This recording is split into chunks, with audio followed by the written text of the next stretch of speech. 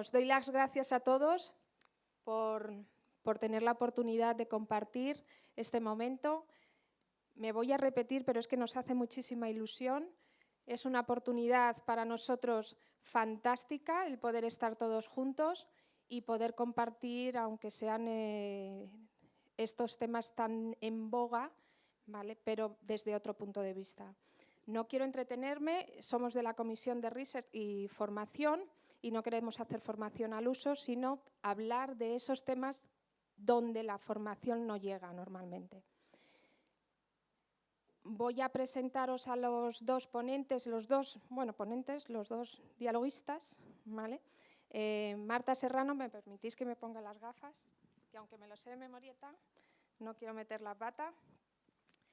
Marta Serrano es directora de proyectos en JG Ingenieros, Master Business and Building Engineering en IDESIE, por IDESIE, y es técnico especialista en climatización por ATECIR.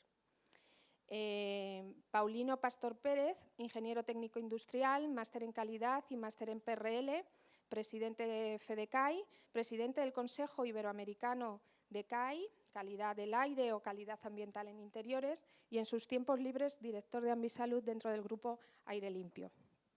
Bienvenidos, muchas gracias por querer participar con nosotros y compartir estos momentos. Gracias a ti, Paulino, por estar como estás y haber venido, de verdad. Y os invito a que os sentéis y yo me quedaré ahí para iros haciendo preguntas. Son preguntas muy fáciles, seguro que las sabéis, ¿verdad? Seguro. Sí. Bueno, después de las presentaciones, nos gustaría que nos contarais alguna anécdota que tengáis en la vida, pero me gustaría, sobre todo, empezar con una de Antoñete, maestro taurino en las ventas, que siempre decía que hacía mucho aire, ¿no? Cuando iba a torear. Hace mucho aire. Entonces Manuel, el periodista, le dijo: maestro, aire es lo que respiramos. Partiendo de esto, me gustaría que compartierais con nosotros qué recuerdos tenéis o cuáles han sido vuestros primeros recuerdos en relación a la calidad del aire y si en vuestros estudios académicos se hablaba de ello. Cualquiera de los dos. Sí, empieza. Pues bueno, en primer lugar, muchas gracias, Montse, y muchas gracias a Isma por su amable invitación a participar en este día. Yo la verdad es que cuento muchas anécdotas ya, parezco el abuelo Cebolleta muchas veces, llevo muchos años en este mundo de la calidad del aire, pero hay una que siempre que me hace mucha gracia cuando la recuerdo, ¿no? Yo empecé en el año 90 a hablar de calidad de aire y íbamos a los edificios y hablábamos con los potenciales clientes, ¿no? Y recuerdo en una ocasión que estábamos explicando que la calidad del aire en interiores se puede deteriorar por distintas razones y la persona que tenía delante estaba fumándose un puro, literalmente, y el hombre me está diciendo: ¿pero qué le pasa al aire en mi edificio? Esto está fenomenal. Y el hombre me estaba echando ahí las bocanadas del puro. Os podéis imaginar el aire que había allí en esa sala, ¿no? Afortunadamente, pues ya no se fuma en interiores. Hemos evolucionado muchísimo, la verdad, y bueno, yo creo que estamos en la buena dirección. Y esto de COVID ha sido una gran tragedia para la humanidad en general. Si le podemos sacar humildemente alguna cosa mínimamente interesante, pues nosotros que nos dedicamos a estos, es verdad que lo ha puesto en el mapa, vamos a decir, ¿no? El tema de la calidad de aire en interiores. Marta. Sí, bueno, yo primero también reiterar el agradecimiento a Isma y a ti personalmente por, por todo lo que hemos estado trabajando para llegar al día de hoy. Y bueno, yo personalmente, como arquitecta en la carrera, realmente a nivel de instalaciones nunca te llegas a profundizar ni nada, y eso no ha sido hasta que ya me he especializado un poco más y dentro de la empresa en la que estoy, cuando empiezas a darte cuenta realmente de la importancia que tiene el ambiente en el que te encuentras. Y muy ligado también a lo que ha dicho Paulino, ¿no? Recuerdas cuando salías por la noche, porque ahora ya no se puede, y volvías a casa y estabas en un ambiente que era muy desagradable, y realmente ha sido un avance el poder pensar de qué estamos respirando, y ha sido todo para mejor. Y yo creo que la situación en la que nos hemos visto metidos todos estos últimos años ahora todo el mundo habla de la calidad del aire, todo el mundo está de moda, te subes al avión, vas en el AVE y te cuentan filtros EPA, renovaciones de aire, y yo creo que al final nos hacen más conscientes a todo el mundo, a toda la sociedad.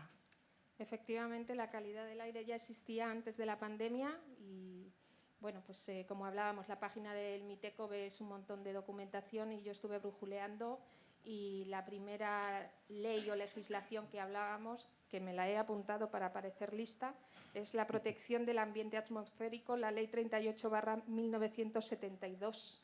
1972, esto ya requiere una vacuna, la primera dosis. Entonces, existe normativa de obligado cumplimiento, efectivamente. No se trata solo del diseño y de la ejecución. El famoso RITE, que no muchas veces se entiende lo que es el RITE. Marta, por ejemplo, ¿qué destacarías como más importante?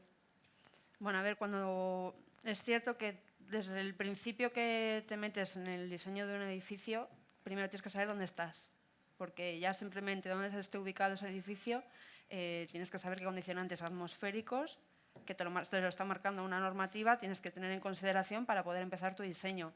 Y luego ya te metes en todo, pues tienes que ver no solamente RITE, CTE, sino luego ya en la ubicación vas a tener un montón de normativas ya municipales, que de hecho en Madrid ha cambiado a finales del año 2020 y ya vamos a tener un montón de discrepancias porque ya no hace falta llevarse hasta cubierta todas esas descargas y ya todo el mundo vamos a querer ir a fachada porque el arquitecto, que sé, todo eso.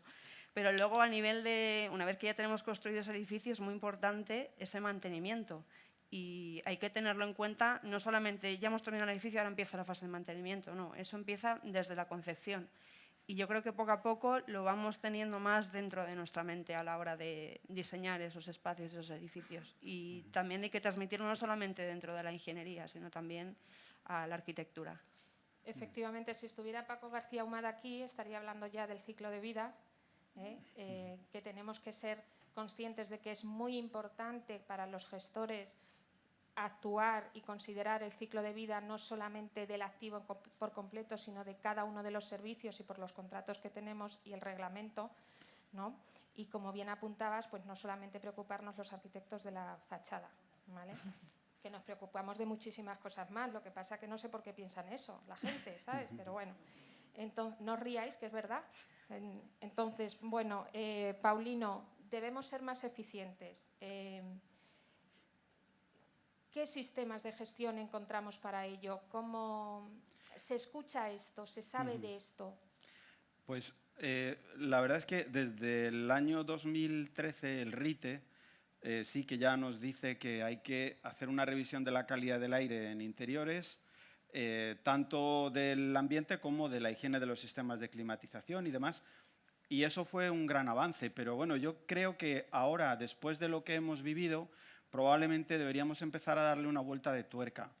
A finales del año 2019 se publicó una norma ISO, que además fue una iniciativa española que presentamos, que es la ISO 16000-40, que es una norma muy parecida a la 14001 o a la 50001, la ISO 50001, que nos dicen cómo se tiene que gestionar para que un edificio sea amigable con el medio ambiente, es decir, que no contamine el medio ambiente exterior y que lleve a cabo su día a día con la máxima eficiencia energética. Esta última norma que se ha publicado lo que nos aportaría sería la pata de que además el edificio se gestione de forma saludable y sostenible y confortable para los usuarios, ¿no? Entonces yo creo que ahí tendríamos un edificio muy en línea de todo lo que se está hablando ahora de las certificaciones LEED, WELL, etcétera, pues es una alternativa también el implantar sistemas de gestión de este tipo, ¿no? Porque al final este tipo de sistemas te obligan a la mejora continua. Cada año habrá que ir pensando cómo podemos mejorar un poco la calidad del aire dentro de los espacios cerrados y demás. Entonces, puede ser, yo creo que son complementos interesantes que en este momento podríamos empezar a tenerlos en cuenta, ¿no? Genial. Y Marta, yo sé que no es el foro ahora, ni de cómo se calcula el caudal del aire, ni la diferencia entre proyecto básico y de ejecución cuando se está calculando esto, pero yo recuerdo en la escuela que nos decían que teníamos que actuar con la diligencia de un buen padre de familia, pero como por el hecho de ser técnicos tendríamos que serlo mucho más, ¿no? Porque sabemos más si tenemos más conocimiento que otras personas. ¿Cómo consideráis que un responsable de activos, un facility, no quiero ponerle nombres porque muchas veces se puede confundir, qué es lo que se tiene que priorizar por encima del estricto cumplimiento de la norma? Tú eres gestor, ¿qué consejos les das?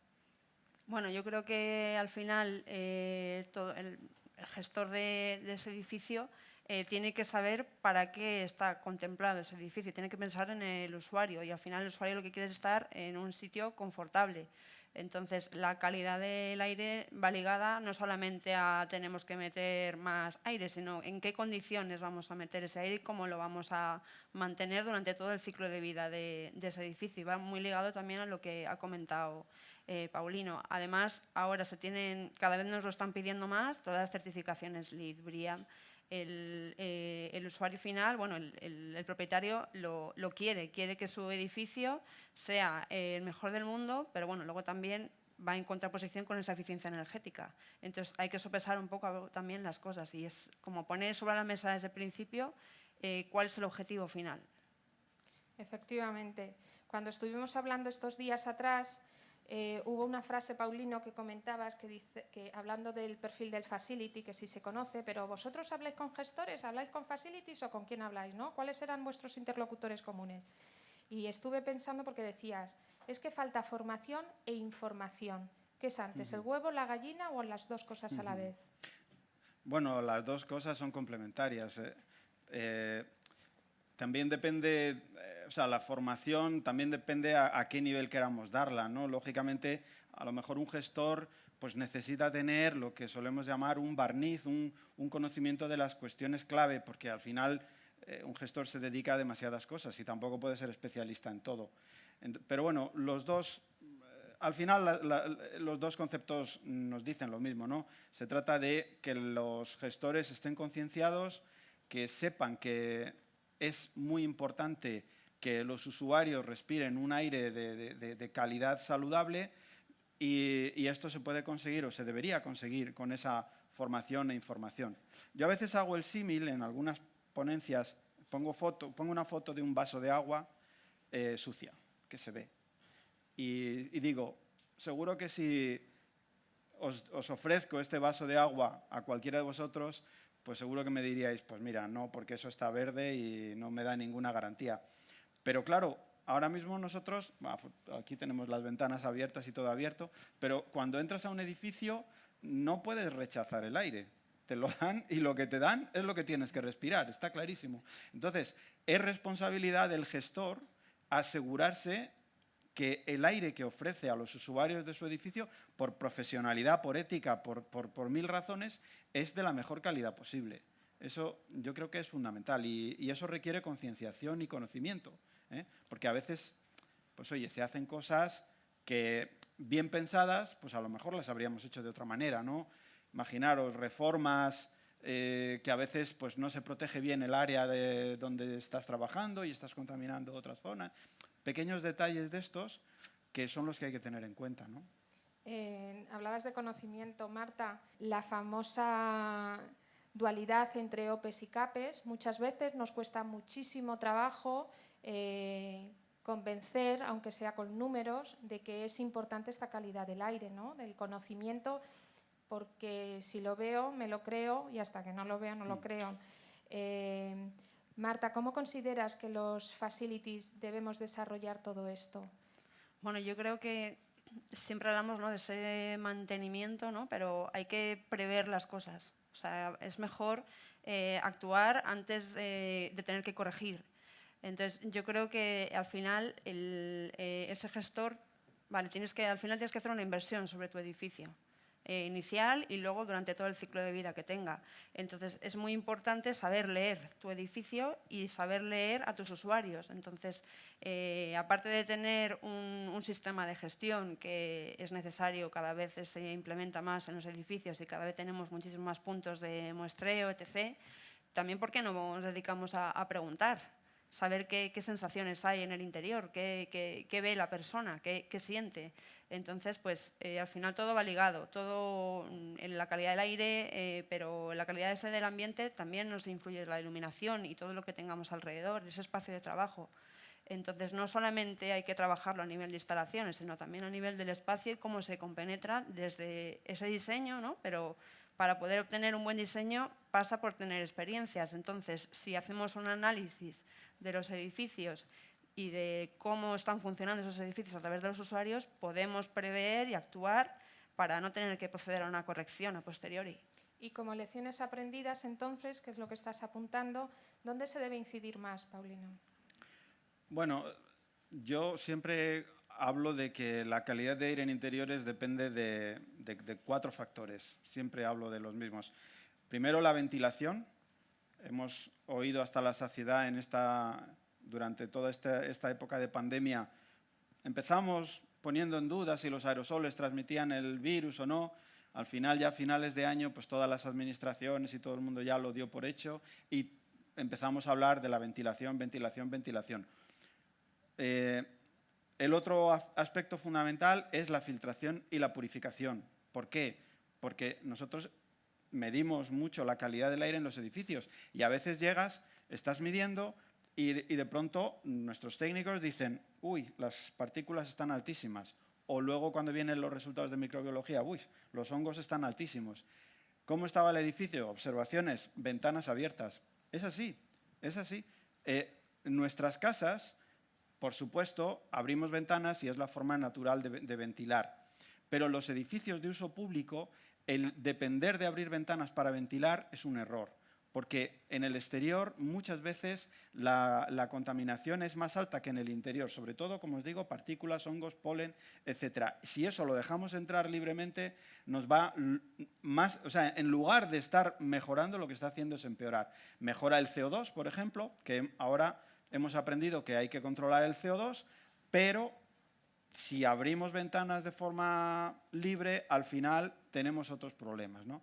Entonces, como os decía, ventilar, filtrar, fundamental, controlar los focos. Al final, por ejemplo, una fotocopiadora, una zona de fotocopiados, pues mejor tenerlo en una sala ad hoc y que esa sala esté con extracción. La zona de vending, la zona de cocina, todos aquellos sitios, como hacemos con los aseos de siempre, todos aquellos sitios donde pueda haber una generación de contaminación al exterior.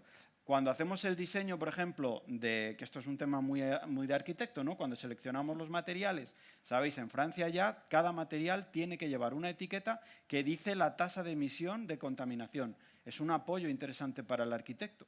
El arquitecto puede decidir poner todos los materiales de clase A+, que quiere decir mínima emisión. No tengo que ventilar, no voy a poner un suelo que me suelta formaldehído para luego tener que duplicar la tasa de ventilación. No tiene ningún sentido. Vamos a poner materiales que no contaminen. Control de focos, que es lo que hemos estado haciendo con las mascarillas durante la pandemia.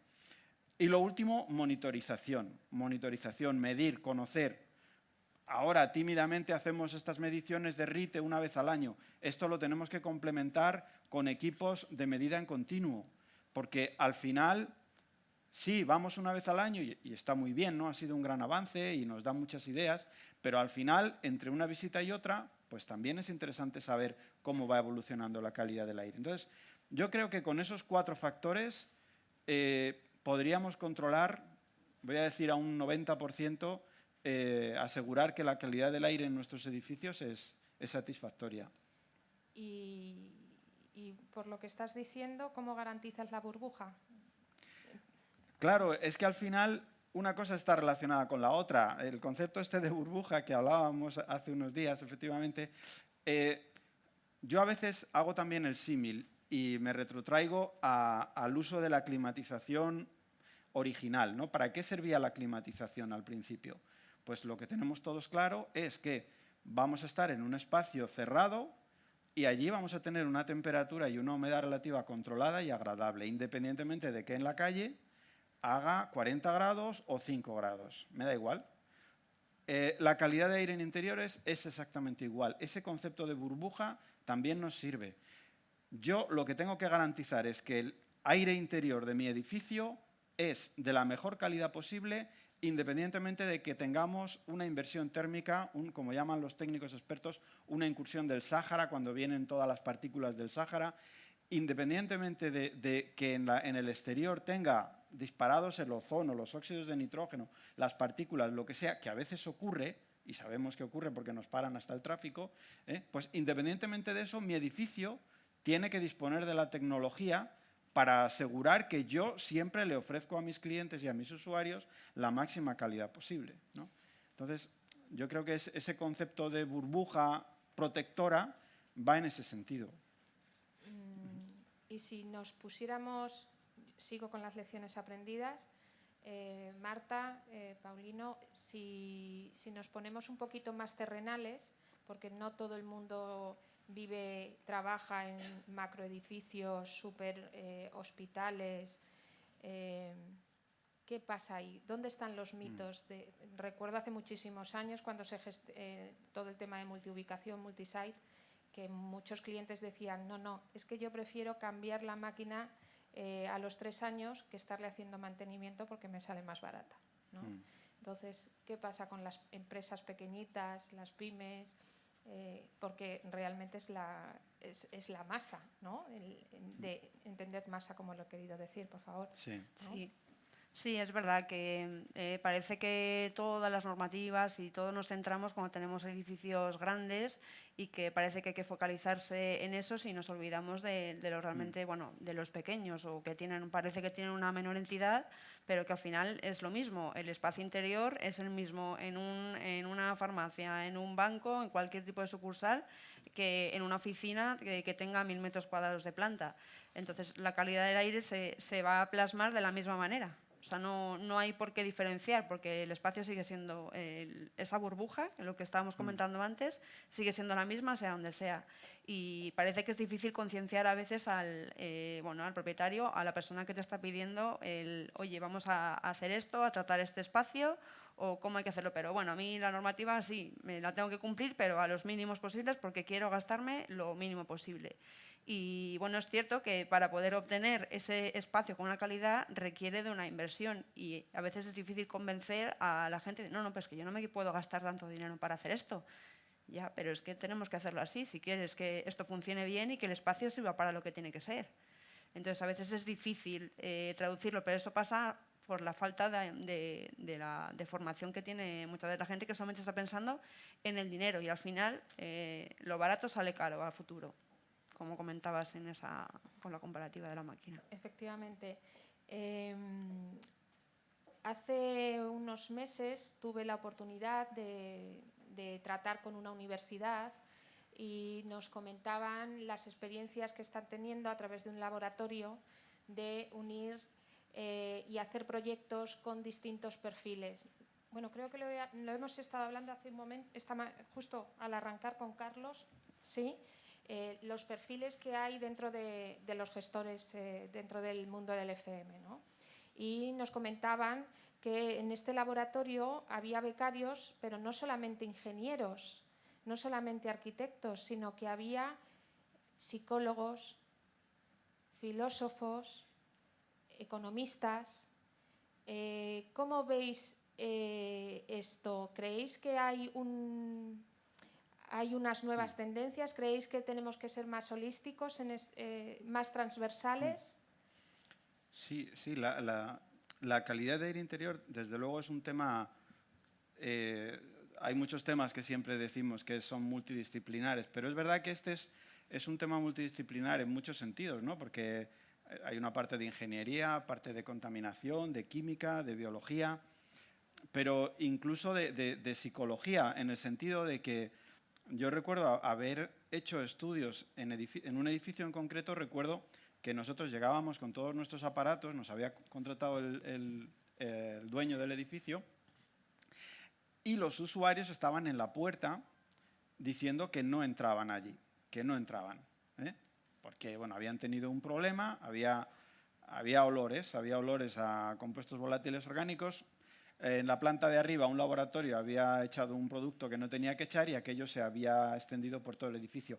Pero claro, cuando tú estás trabajando en tu ordenador y de pronto hueles un químico, hueles algo raro, se puede llegar a producir un efecto de pánico colectivo, ¿no? Todo el mundo empieza a ponerse muy nervioso, ¿eh? Lo hemos vivido también, por ejemplo, en algún call center, recuerdo, que se pusieron a limpiar un graffiti que estaba justo al lado de la toma de aire exterior, metieron todo el químico y la gente salió. Entonces, hay una componente emocional también importante en todo este concepto del que se hablaba muchos años atrás, ¿no? Del síndrome del edificio enfermo y demás. Hay una componente psicológica y nosotros hemos llegado a ver gente que en un edificio enfermo ha llegado a tener un rechazo visceral y ya, aunque todo estaba perfectamente corregido, esa persona entraba y el olor o lo que fuera le recordaba y se iba. Decía que no podía estar allí y gente que la han tenido que cambiar de puesto de trabajo, de edificio, porque no lo toleraba, ¿no? Entonces, hay esa componente emocional también y al final la calidad del aire es algo absolutamente subjetivo también. Tiene una componente, hay una parte objetiva de medición, pero hay otra parte subjetiva y de características fisiológicas de cada uno, ¿eh? Hay gente alérgica, hay gente... O sea que hemos hecho estudios, por ejemplo, hicimos un estudio muy interesante en un centro comercial que se veían los hongos, cogimos los hongos, había 6 o 7 mujeres en este caso además, que según entraban las trabajadoras, según entraban al centro comercial, la piel se les llenaba de marcas rojas, todo. Y cogimos muestras del hongo, era un mucor en concreto, y le dijimos, mira, vete al alergólogo y que te haga pruebas de este hongo. Y efectivamente, creo recordar que eran 6, de las 6, 5 eran alérgicas a ese hongo en concreto. Y la otra, no sabemos por qué, pero también producía, aunque no era alérgica. Pero, ¿veis lo que os digo, no? Que hay... Y estas chicas, algunas de ellas no querían volver a ese edificio, a pesar de que estaba ya corregido, ¿eh? O sea que hay esa componente emocional muy importante. Y Marta, como estamos en la Comisión de Research y Formación,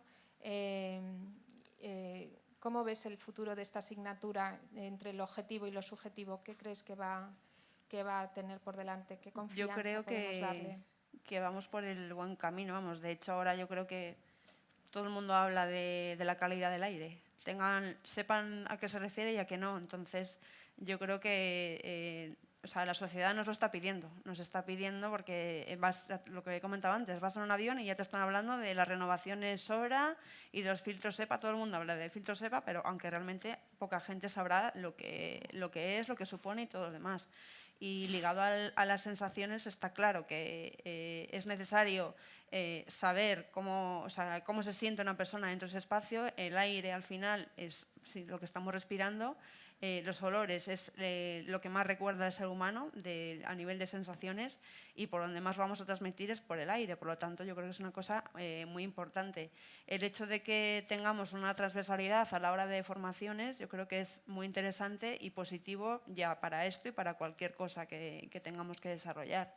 Entonces, yo creo que sí, que las ingenierías, o sea, toda la ingeniería en general está desarrollándose para que tengamos un mayor control sobre el edificio, poder saber cómo se comporta para poder tomar las medidas oportunas de cara al futuro y actuar sobre él.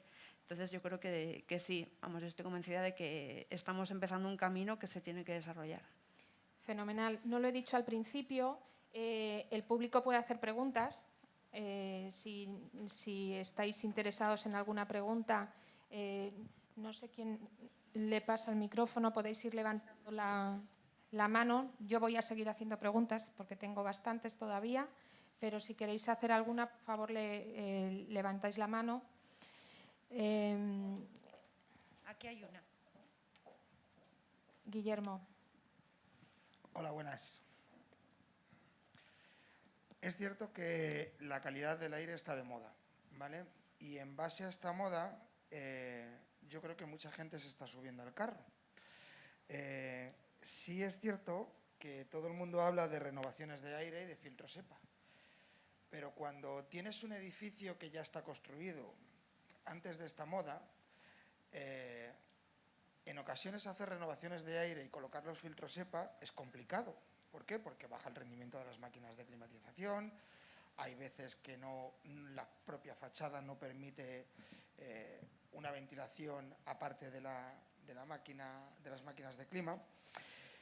Y en base a esto, pues, se están implementando sistemas, tales como puede ser la fotocatálisis con peróxido de hidrógeno o los ultravioletas C.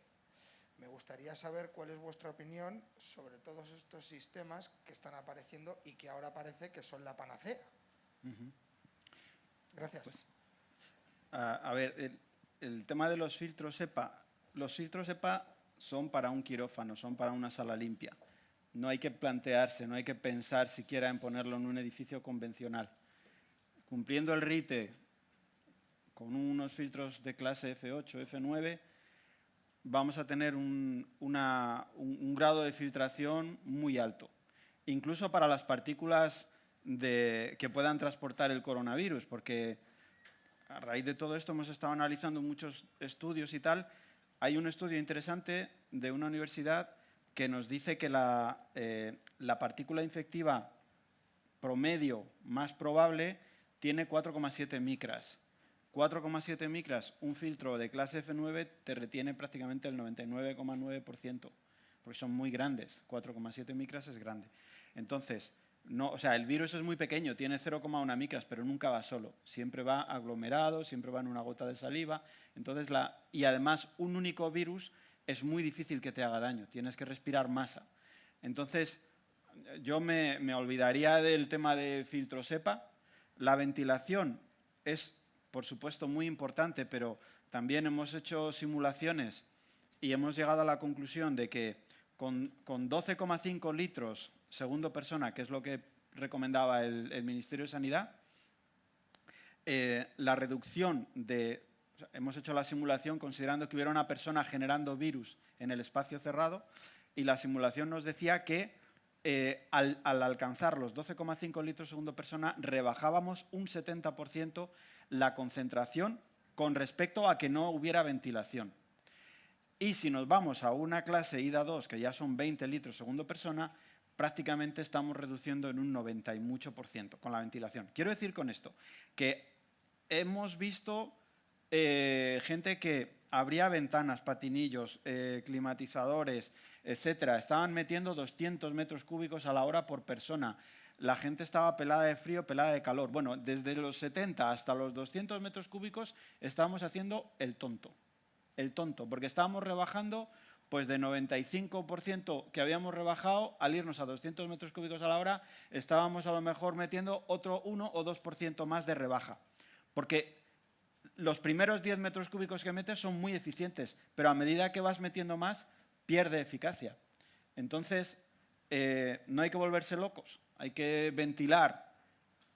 Yo he recomendado y sigo recomendando irnos a 20 litros segundo persona, porque ahora, como además tenemos que reducir el aforo por la distancia interpersonal, es fácil. Con un edificio que cumpla RITE, metiendo a la mitad de la gente, ya estás metiendo 25 litros segundo persona, con lo cual no te tienes que complicar. Y con eso ya tienes un 90 y mucho por ciento de reducción. Entonces, no hay que complicarse. Y luego, todas las demás alternativas, fotocatálisis, radiación ultravioleta y demás, son un complemento extraordinario, sobre todo en edificios que muchas veces por requerimientos térmicos no podemos trabajar al 100% de aire exterior y hay que recircular aunque sea una pequeña parte. Tampoco es anatema recircular, sobre todo si lo pasamos a través de un filtro bueno y si lo pasamos a través de fotocatálisis, mejor, de radiación ultravioleta, mejor. Entonces, yo creo que no hay que volverse loco, repito, y hay tecnologías suficientes para dar mucha garantía. Nosotros hemos hecho en algún cliente, hemos hecho un estudio combinado viendo bien cómo ventilaban y ellos nos han facilitado toda la información de los casos de coronavirus que se han producido. Pues ellos han tenido, en este caso concreto, que era una plantilla de 200 personas, habían tenido 48 casos de coronavirus, de los cuales solo 2 se habían producido por transmisión interior en el edificio. Los otros 46 pues, ya lo sabían porque no había estado el trabajador, porque había estado de vacaciones, lo que fuera, ¿no? Tenían unos indicadores. Perfecto. Entonces, ventilando, filtrando, apoyándose en fotocatálisis y demás, se puede perfectamente tener unas condiciones saludables y confortables. Sí, nosotros en los informes y estudios que hemos estado realizando a raíz un poco de toda esta situación, en los edificios ya existentes, pues lo primero es analizar qué es lo que tenemos, ver el margen que tienen esos equipos, por supuesto tendrán que tener un variador de frecuencia para ver si podemos aumentar ese nivel de ventilación, y luego pues pasa por el filtrado y por supuesto una limpieza y una desinfección, lo primero de todo de toda la instalación, y va ligado a todo esto. ¿Alguna preguntilla? Yo voy a hacer una cascarilla, ¿vale? No vamos a preguntar nada de la OMS, no vamos a hacer referencia a la OMS, que todos sabemos ya lo que es la OMS. Sin embargo, el Pacto Verde Europeo, en su anexo, pone Plan de Acción de Contaminación Cero para el aire, el agua y el suelo, y está fechado en el 2021. Esto, el Plan Europeo del 2019. Como ahora cada vez más los planes estratégicos de las empresas están más orientados a los ODS, hay una comisión de ODS que os animo, que está genial en IFMA. Somos transversales. Entonces, ¿cómo veis esto? ¿Cómo creéis que va a evolucionar, Marta, por ejemplo, que va a evolucionar la gestión de la empresa, los conceptos de empresa, los niveles y las áreas estratégicas, los objetivos estratégicos con los ODS versus la calidad del aire? Bueno, aquí al final pasa por tener una gestión de la instalación. Vas a tener que tener al final todo más monitorizado para poder saber qué tipo de acción vas a tener que realmente ejecutar para poder mejorar y obtener el mejor edificio que quieras obtener.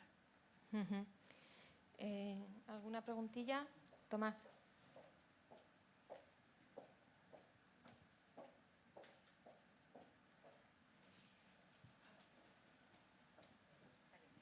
Gracias. Sí, hola, gracias. Y un poco comentando antes lo que decíais de, efectivamente, hay un nivel de pyme que a lo mejor pues este tema está menos atendido, pero mi sensación, le quería preguntar a Marta, mi sensación es que ahora mismo los edificios que se están reformando y se están poniendo en el mercado es un nivel de edificios de oficina brutal, concretamente, o sea, en lo que es edificios de oficina, los edificios que Colonial, GMP, Torre Rioja, etcétera, están poniendo en el mercado, son de un nivel de sostenibilidad. La propuesta de salud que hacen es brutal. Y quería un poco, Marta, que comentaras, porque yo entiendo que esas firmas pues van a tirar del carro y van a hacer un efecto llamada.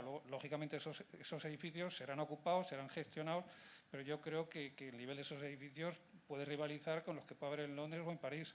Gracias. Sí, eso está claro. Lo que estamos notando es que hay, al final, muchas de este tipo de propiedades son los que nos están obligando a reformarnos y a buscar cuál es la tecnología del mercado para poder implementarlo dentro de los edificios. GMP, por ejemplo, consideramos, dentro de lo que estamos trabajando, es la que más está dispuesta a invertir en poder tener las últimas soluciones, y les podemos proponer alternativas que a lo mejor no están a la orden del día y que no están muy probadas, pero que sí quieren y se lanzan a la hora de trabajar en el edificio, ya a nivel de calidad del aire, de todo. Pues oye, mi edificio quiero que tengamos un BREEAM excelente, vamos a por ello, ¿qué es lo que tenemos que hacer? Aunque tengamos que invertir más. Entonces, yo creo que este tipo de propiedades son los que al final están a la vanguardia del mercado y son las que nos están tirando a las ingenierías para que desde el diseño estemos apostando por buscar cómo mejorar los edificios, innovando con la tecnología, y investigar y formarnos nosotros día a día, porque esto va muy rápido, la velocidad es lo más importante y hay muchísima tecnología por descubrir, incluso para todos nosotros. Yo creo que los ocupantes, un cierto tipo de ocupantes están demandando esos edificios. Sí. Si se puede traer una carrera para aquellos edificios que estén a ese nivel, pues poco a poco se pueden quedar obsoletos. Sí, porque la propiedad al final está pensando a nivel del usuario, de si yo tengo a mi trabajador contento en mi oficina, va a trabajar mejor, va a ser más productivo. Y eso pasa por el hecho de tener un espacio que sea agradable, que el ambiente en el que se encuentre sea de calidad, y eso pues pasa por el trabajo de todos nosotros. Sí, Ana. abundando en eso, si me permites. Es verdad que ahora con esta situación que hemos vivido de teletrabajo y demás, el trabajador va a necesitar confianza también, va a necesitar confianza en que cuando vuelva al puesto de trabajo va a estar en un entorno saludable y confortable, ¿no? Va a ser un punto importante para la vuelta a las oficinas con confianza y con tranquilidad de los trabajadores. Ahora, a mí me gustaría saber si vosotros como expertos notáis una diferencia en el trato que le da una entidad pública y una entidad privada a la calidad del aire, ¿o no veis diferencias? Pues mira, por ejemplo, aunque es un ámbito muy particular, en el ámbito hospitalario, curiosamente, los hospitales públicos tradicionalmente se han preocupado más de la calidad del aire. O sea, nosotros, una parte importante de nuestro trabajo es validar las áreas especiales de los hospitales, quirófanos, habitaciones de infecciosos, inmuno y tal. Y tradicionalmente nuestro cliente solía ser la administración pública, los hospitales públicos. Desde hace 2 o 3 años ya empezamos a trabajar para cadenas de hospitales, pero han venido con retraso. Y luego en administración pública, pues ministerios y demás, pues yo diría que hay ahí es al revés. No, el edificio privado tiene, o sea, se preocupa de una forma mucho más sostenida y continuada. La administración pública suele ocurrir pues, que te llaman cuando han tenido un problema y demás y luego se olvidan. Imagino que los presupuestos son limitados, en fin. Entonces, esa es un poco la impresión que yo tengo de esos dos sectores, ¿no? Y de la preocupación. Sí, yo creo que en el del sector privado en lo que más se preocupan es los edificios de oficinas, pero porque Sí. ya están pensando en la productividad que pueda tener y sobre todo por la certificación WELL y todas las 1.500 certificaciones que tenemos, y son los que ahora mismo se están preocupando más por este tema de la calidad de ese espacio de trabajo. Sí, centros comerciales también se También. preocupan bastante. Por ejemplo, el ámbito hotelero, que estamos aquí, pues no, de momento no entiendo que tendrán otras peculiaridades, pero es una asignatura pendiente, por ejemplo, para ellos. No hemos tocado el sector industrial, has comentado las salas blancas, pero el sector industrial, el agroalimentario, por ejemplo, esto Claro. lo lleva, bueno, sería otra forma, vamos, otro diálogo específico, Claro. porque eso sí que es largo, ¿no? Creo que había una pregunta más para ir cumpliendo los tiempos. Sí. Habéis hablado de generar confianza en la vuelta de los usuarios a los edificios, pero me gustaría saber cómo tenemos que gestionar la parte subjetiva de esos usuarios respecto a la calidad del aire. ¿O qué nos recomendáis vosotros? Pues mira, cuando yo empecé a trabajar, solíamos trabajar en edificios con problemas. Claro, años 90, pues no te llamaba alguien que no... O sea, no, de forma preventiva era muy raro, ¿no? Y en aquella época hacíamos encuestas. Digamos que el libro de hacer una inspección de calidad de aire oficial, pues una de las partes era, que tú también lo has introducido, una parte era preguntar a los trabajadores, a los usuarios, ¿no? La experiencia es que las primeras encuestas que les hacían se quejaban de todo, ya cosas que no tenían nada que ver, te hacían observaciones que no tenían nada que ver ni con la calidad del aire ni con nada, pero es verdad que ellos, o sea, que la gente, las personas también poco a poco van aprendiendo y van entendiendo que es incluso mejor para ellos dar una opinión certera y veraz, ¿no? Entonces, una opción es preguntar, hacer encuestas, tener paciencia y hacerla varias veces y al final te van a responder de forma más real, pero esa es una forma de gestionar la subjetividad siempre y cuando utilices la información luego. Oye, hay que analizarla, ¿eh? Pues si ves que sistemáticamente en determinada zona climatizada por tal equipo las personas tienen frío, calor, tal, pues probablemente es verdad que hay algo que está pasando, ¿no? Entonces, eso hay que gestionarlo. Luego, las personas necesitan también información. O sea, a veces nos ocurre que hacemos un estudio y tenemos que acabar haciendo una presentación a toda la plantilla en el salón de actos, explicándoles todo. Y cuando llegamos a la parte del confort térmico, pues hay que explicarles. Si, por ejemplo, yo estoy aquí con corbata y chaqueta y hay otra persona que está vestida de una forma más ligera, eso influye también. Entonces, hay que adoptar un enfoque adaptativo, nunca mejor dicho, ¿no? Y tú tienes también que jugar con tu ropa, no tienes otro remedio, para adaptarte, porque al final tú lo que puedes conseguir es unas condiciones de confort promedio, pero tú tienes que hacer una última ayuda para, pues eso, ¿no? Vestirte más o menos. Oye, si necesitas una chaqueta para que el resto de tus compañeros esté bien, pues a lo mejor no hay otra solución, ¿no? Entonces, ahí tenemos que ser solidarios también, ¿no? Sí, yo creo que pasa también por hacerlo visible, esa confianza. Bueno, de hecho, por RITE, igual que tienes que tener en determinados edificios por superficie, mostrar la temperatura y la humedad, que es muy importante para la calidad del aire, también tener unas humedades aptas. Nosotros, por ejemplo, ahora mismo en las oficinas estamos instalando unas sondas para que la gente también vea, ¿no?, que, oye, la empresa se está preocupando porque la calidad del ambiente en el que nos encontramos, pues que nosotros los trabajadores lo veamos. Entonces, el hacer ese tipo de acciones yo creo que también dan confianza al usuario, no tiene por qué ser solamente en una oficina. Igual que sé que hay empresas que a nivel acústico tienen el típico semáforo de cuando, oye, hay un exceso de ruido y te sale el muñequito en rojo, pues a lo mejor pasa por monitorizar ese tipo de sensaciones de cara a la calidad del aire. Entonces yo creo que hay que intentar visibilizar para generar esa confianza a ese usuario. Bueno, pues os hago la última pregunta, que terminamos este bloque. Seguimos con la formación, pero pensando en las nuevas generaciones.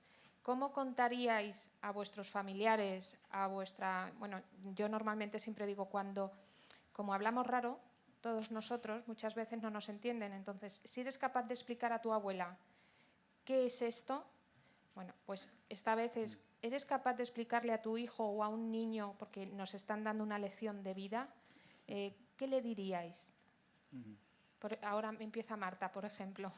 Bueno, yo primero que le diría es como respira, estás fuera, estás en un espacio exterior y respira. Y cuando entres a un edificio, respira también y intenta pensar qué es lo que sientes, cuál es la diferencia entre el exterior y el interior, ¿no? Y cuanto menos diferencia, aunque también va ligado a lo que hemos comentado inicialmente, de dónde te encuentres, pues vas a notar como la diferencia que tienes entre un aire y otro, y eso pasa por una calidad. Y pues a partir de eso, pues mira, si en el exterior tienes estas condiciones, el aire cuando entra a un edificio pasa por unos determinados tratamientos para conseguir que tú, cuando estás en el interior, lo que respires sea lo mejor posible.